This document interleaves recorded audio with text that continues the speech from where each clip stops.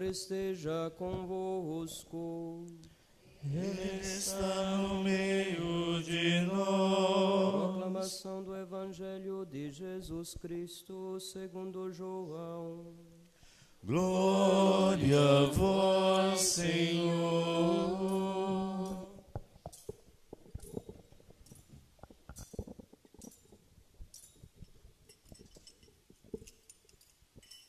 Ao anoitecer daquele dia, o primeiro da semana, estando fechadas por medo dos judeus as portas do lugar onde os discípulos se encontravam, Jesus entrou e, pondo-se no meio deles, disse: A paz esteja convosco. Depois destas palavras, mostrou-lhes as mãos e o lado. Então os discípulos se alegraram por verem o Senhor. Novamente Jesus disse: A paz esteja convosco. Como o Pai me enviou, também eu vos envio.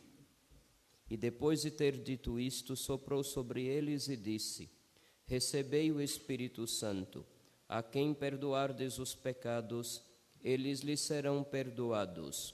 A quem os não perdoardes, eles lhes serão retidos. Tomé, chamado Dídimo, que era um dos 12, não estava com eles quando Jesus veio.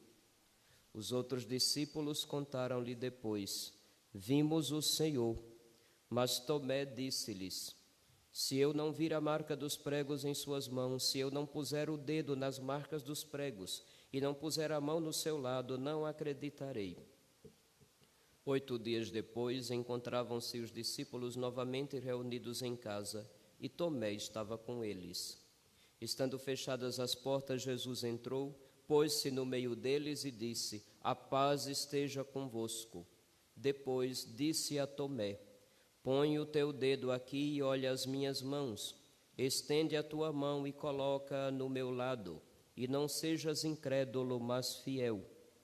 Tomé respondeu: Meu Senhor e meu Deus. Jesus lhe disse: Acreditaste porque me viste? Bem-aventurados os que creram sem terem visto. Jesus realizou muitos outros sinais diante dos discípulos que não estão escritos neste livro, mas estes foram escritos para que acrediteis que Jesus é o Cristo, o Filho de Deus, e para que, crendo, tenhais a vida em seu nome.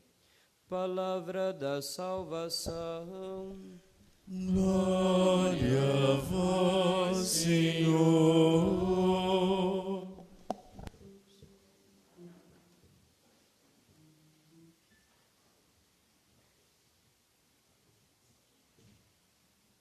Neste lugar é muito quente. Se abre as portas, talvez circule o ar. Eu não estou me sentindo bem. Paciência. Meus filhos, rapidamente, antes que eu desmaie aqui. Esse domingo segundo da Páscoa, no passado era conhecido de domingo em in albis. In albis significa em vestes brancas ou em branco, em veste cândida, em veste alva. Era assim que era chamado no passado. Por quê? No primeiro milênio, especialmente os primeiros séculos, a vigília de Páscoa, a noite de Páscoa era a noite batismal, tanto que toda a vigília, a celebração, as orações desse período faz referência ao nosso batismo. Os que eram batizados passavam uma semana vestidos com a veste branca que recebiam no dia do batismo. Era uma espécie de desafio da vida nova. Você tinha que voltar a fazer as coisas normais e fazer o possível para manter a veste limpa. Depois da missa do domingo seguinte, é que depunham as vestes brancas. É por isso que esse domingo no passado era domingo in albis. No último século, há quase 100 anos atrás, depois de uma revelação privada de Nosso Senhor Jesus a Santa Faustina Kowalska, que pediu que o domingo seguinte ao domingo de Páscoa fosse celebrada a sua misericórdia, o Papa João Paulo II instituiu esta festa para a igreja no mundo inteiro, e esse domingo hoje é conhecido também como Domingo da Misericórdia. Misericórdia é o coração de Deus que se move para salvar a nossa miséria. A misericórdia vem ao encontro dos miseráveis quando se encarna no seio de Maria Santíssima. A misericórdia vem ao primeiro encontro dos seus quando começa a anunciar quem é Deus, a anunciar a boa nova, a anunciar o Evangelho. A misericórdia se manifesta em toda a obra redentora. A misericórdia se manifesta na morte de cruz, a misericórdia se manifesta na ressurreição.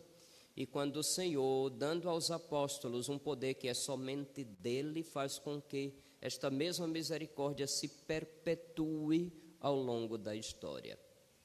Claro, quando a gente fala misericórdia, a primeira coisa que a gente imagina é o perdão dos pecados. E, de fato, é neste domingo que ouvimos Jesus soprando sobre os apóstolos, dando-lhes o Espírito Santo e dizendo: os pecados a quem vocês perdoarem serão perdoados. Porém, é misericórdia também de Deus, essa nova criação que com a ressurreição do Filho de Deus começa, novo tempo inaugurado. Os teólogos chamam o domingo da ressurreição de o 8º dia, em contraposição ao relato da criação de 6 dias e o descanso no 7º. Nós já falamos disso no domingo passado. E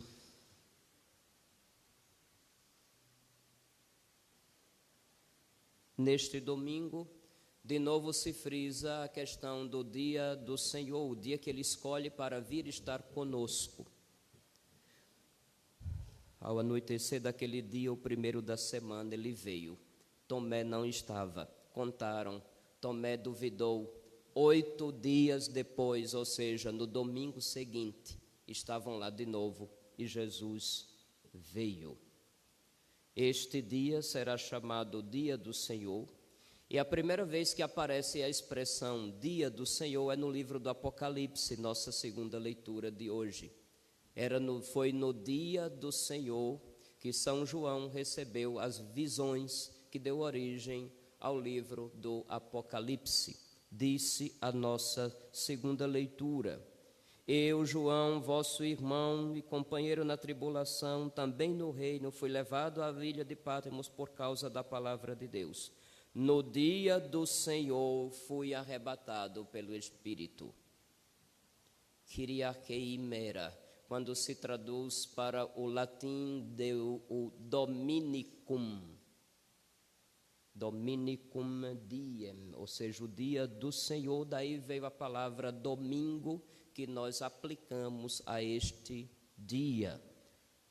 Porque nosso Senhor, com a sua ressurreição, conclui a missão dele e transmite para a igreja, como parte da aliança, porque somos uma religião de aliança, já disse várias vezes, a mesma missão dele, incluindo o perdão dos pecados.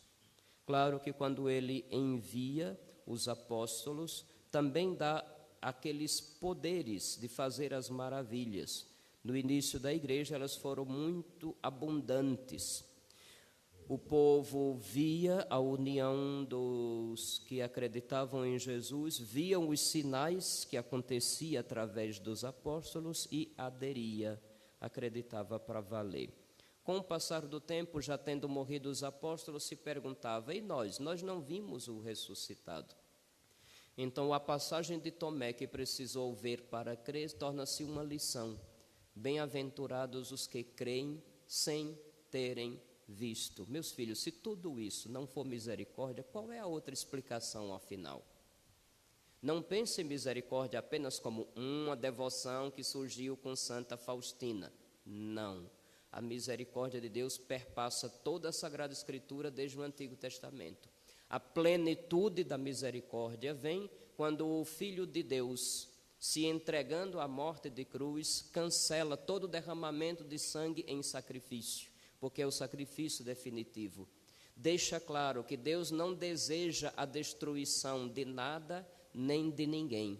e convida toda a humanidade a participar desta mesma vida. Esta é a grande mensagem de misericórdia. A igreja deve ser, portanto, sinal desta misericórdia e instrumento desta misericórdia, que não significa desculpar tudo e deixar as pessoas nos seus pecados. Significa principalmente anunciar a verdade do Evangelho, propor de novo aquela mesma vida que só nosso Senhor pode propor e dizer: vem, vale a pena confiar nele. Daí o ato de fé que é necessário. Se a gente fosse procurar por meios racionais, fica muito complicado a gente tentar dizer que Deus é trindade, por exemplo. Porém, tem certas coisas que, pela história toda, como aconteceu, merece a nossa confiança. Porque muita gente que acreditou em Jesus, que teve fé, que confiou nele antes de nós, teve a vida transformada. E alguns corresponderam a esta graça de tal forma que, de novo, as maravilhas que Jesus operou se tornaram presentes nesses homens e mulheres, que numa total confiança se tornaram um sinal vivo de que Deus continua olhando o seu povo com amor. Basta olhar a vida dos santos. Eles são a melhor prova da presença e da ação de Jesus no mundo. Ao longo desta segunda semana de Páscoa, nós vamos ouvir a palavra de Deus falando da comunidade, da igreja, que é o primeiro sinal, o primeiro sacramento, sinal da presença e da ação de Jesus. O Concílio Vaticano II, seu primeiro documento, a Constituição Lumen Gentium, que primeiro que a gente olha no compêndio, diz que a igreja é sacramento universal de salvação. A igreja é no mundo aquele sinal que Jesus escolheu para que toda a humanidade conheça a Deus, creia em Deus, tenha uma vida em comum com Deus e por tudo isso seja salva. Salvação, meus filhos, é isso. Nós por nós mesmos quebramos a cara. Quando entramos em comunhão com Deus, aprendemos a verdade e Ele nos torna capazes de viver conforme essa mesma verdade. E as coisas começam a acontecer de tal forma que ultrapassam até mesmo os limites daquela natureza física que Ele próprio criou. Creiamos, tudo é misericórdia, porque Ele nos quer bem, porque Ele quis viver a nossa vida, para nos estimular também a nós a querer viver a vida dele. Isto é salvação. Não é um mero ritual que se repete anualmente, porque isso se reduziria a apenas ritual religioso. E se fosse só isso, que diferença teria entre nós e qualquer outra religião? Porém, o único Deus que existe, por misericórdia, se encarna, dá a vida por nós e dá a vida dele para nós. Se cremos, se acolhemos este dom e também fazemos com que a nossa vida seja para ele, a aliança se completa e coisas grandes podem nos surpreender. Dá graças ao Senhor, porque Ele é bom, porque eterna é a sua misericórdia.